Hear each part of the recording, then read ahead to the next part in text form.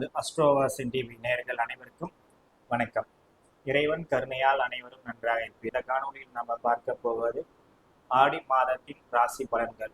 ஜூலை மாதம் 17ஆம் தேதியிலிருந்து ஆகஸ்ட் மாதம் 17ஆம் தேதி வரை இடையில் இருக்கும் இந்த 30 நாட்களுக்கு உண்டான ராசி பலன்கள் தான் இந்த காணொலியில பார்க்கலாம். முதல்ல இந்த மாதத்தில் இருக்கக்கூடிய சிறப்பு அம்சங்களை தெரிஞ்சுக்கலாம். ஆடி மாதம் 13ஆம் தேதி பௌர்ணமி அமைப்பு மற்றும் ஆடி மாதம் 27ஆம் தேதி அமாவாசை. கருடாழ்வார் ஜெயந்தி ஆடி மாதம் 6ஆம் தேதி, ஆடி பெருக்கு 18 மற்றும் காந்தி ஜெயந்திரன் ஜெயந்தி ஆடி மாதம் 15ஆம் தேதி, திருவாடி மாதம் 29ஆம் தேதி. இந்த ஆடி மாதத்தின் கிரக நிலைகளை முதலில் பார்ப்போம். ரிஷபத்தில் செவ்வாய் ஆடி மாதம் 17ஆம் தேதி வரைக்கும், 17ஆம் தேதிக்கு பிறகு செவ்வாய் மிதுனத்துக்கு பயிற்சி ஆகிறார். இந்த மாதத்தில் 20ஆம் தேதி வரை வக்ரமாக புதன் மிதுனத்தில் அமர்ந்திருக்கக்கூடிய அமைப்பு. கடகத்தில் சூரியன் மற்றும் உச்ச குரு இருக்கக்கூடிய அமைப்பு இந்த மாதத்தில் இருக்கிறது. மற்றும் சிம்மத்தில் 16ஆம் தேதி வரை சுக்கிரன் கேது மற்றும் 16ஆம் தேதிக்கு பிறகு சுக்கிரன் கன்னிக்கு பயிற்சியாகக்கூடிய அமைப்பு. மற்றும் ராகு கும்பத்தில் அமர்ந்திருக்கக்கூடிய நிலை. சனி 16ஆம் தேதிக்கு பிறகு வக்கரமான அமைப்பு மீனத்தில் அமர்ந்திருக்கிற அமைப்பு. இதுதான் இந்த மாதத்தில் இருக்கக்கூடிய கிரகங்களின் இருப்பு நிலை. மற்றும் இந்த கிரகங்களின் இருப்பு நிலையால் இந்த மாதத்தில் ஏற்படும் முதலில் பொது பலன்களை பார்க்கலாம். இந்த ஆடி மாதத்தில் இருக்கக்கூடிய கிரக அமைப்புகள் மழை பொழிவு இருக்கக்கூடிய மாதமாகவும், ஒரு சில இடங்கள் வெள்ளம் வரும் ஒரு சில நாட்களில் ஒரு சில இடங்களில் இருக்கக்கூடிய அமைப்பு. மற்றும் தங்கம் வெள்ளி விலை நிலவரங்கள் சற்று ஏற்ற இறக்கங்களாக இருந்தாலும் இந்த மாதம் 17ஆம் தேதிக்கு பிறகு நிலையான அமைப்பில் வரக்கூடிய அமைப்பு. மற்றும் பங்கு வர்த்தகத்தில் ஈடுபடக்கூடியவர்கள் சற்று கவனமாக இருக்க வேண்டிய மாதம். இந்த மாதத்திற்கு 10ஆம் தேதிக்கு பிறகு பங்கு வர்த்தகம் நிலையான வளர்ச்சி பெறக்கூடிய மாதமாக இருக்கும். மற்றும் உயர் பதவிகளில் இருப்பவர்கள் சற்று நிதானத்துடன் கவனமாக உடல்நலத்துடன் இருக்கக்கூடிய மாதமாக இருக்கும். இந்த மாதத்தின் பொது பலன்கள். ராசிக்காருக்கு ஆடி மாத பலன்கள். ராசிநாதன் 6ஆம் அதிபதி சூரியனுடன் இணைஞ்சு 5ஆம் இடத்தில் உச்சமாயி ராசியை பார்க்கக்கூடிய அமைப்பு. மீனராசிக்காரர்களால் ஜென்ம சனியால மிக கடுமையா பாதிக்கப்பட்டிருக்கக்கூடிய அமைப்பு. இந்த ஜென்ம சனியால இந்த மாதம் 16ஆம் தேதிக்கு பிறகு சனி வக்ரம் அடையக்கூடிய அமைப்பு. இதனால அதனுடைய அமைப்புகள் கட்டுக்குள்ள இருக்கக்கூடிய அமைப்பா இருக்கும். ராசிநாதன் உச்சமாய் அந்த சனியும் பார்ப்பதனால உங்களுக்கு நல்ல புதிய சிந்தனைகள், நல்ல அறிமுகங்கள், நல்ல தொடர்புகள் ஏற்படக்கூடிய மாதமாகவும் இருக்கும் இந்த ஆடி மாதம் மீனராசிக்காரர்களுக்கு.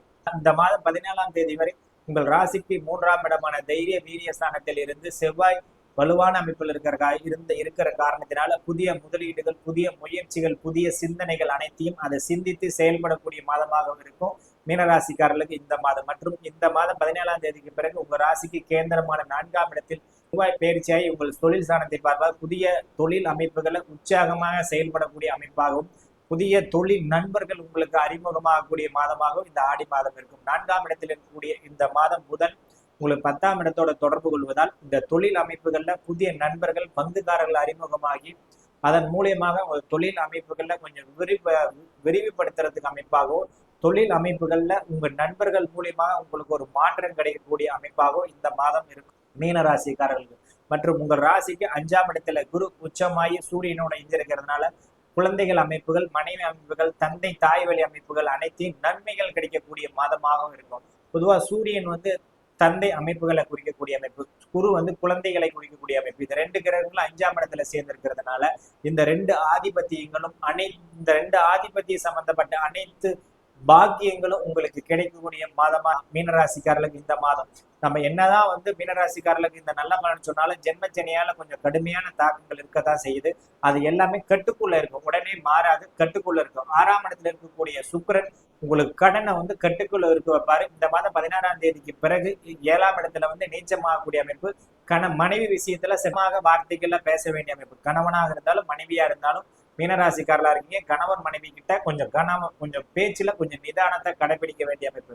3ஆம் இடத்துல இருக்கக்கூடிய இந்த செவ்வாய் உங்க பேச்சை டக்குன்னு பேச்சை வைக்கக்கூடிய அமைப்பு. அடுத்து இதனால ஒரு சில மன கஷ்ட சங்கடங்கள் வரக்கூடிய அமைப்பு இருக்கு. அதனால நிதானமா கொஞ்சம் நிதானம் தேவை பேச்சு அமைப்புகள். அடுத்து குரு உங்கள் ராசிக்கு 9ஆம் இடத்தை பார்ப்பதனால் பூர்வீக சம்பந்தப்பட்ட அமைப்புகள்ல சூரியனோட இணைச்சு பார்ப்பதனால பூர்வீக சம்பந்தப்பட்ட அமைப்புகள்ல நல்ல செய்தி வந்து சேரும். ஒரு சிலருக்கு இந்த ஆடி மாதம் பூர்வீக சம்பந்தப்பட்ட அமைப்புல நான் வெளிநாட்டுல இருக்கேன், வெளி மாநிலத்துல இருக்கேன், நான் தந்தை அமைப்புகள்ல தாய் அமைப்புகள்ல பார்க்க முடியுமா, பூர்வீகத்துக்கு வர முடியுமா, குடும்பத்தோட இருக்க முடியுமா அப்படின்னு நினைச்சுக்கிட்டு இருந்த மீனராசிக்காரர்களுக்கு இந்த மாதம் பூர்வீகத்துக்கு வரக்கூடிய மாதமாகவும் இருக்கும் மீனராசிக்காரர்களுக்கு.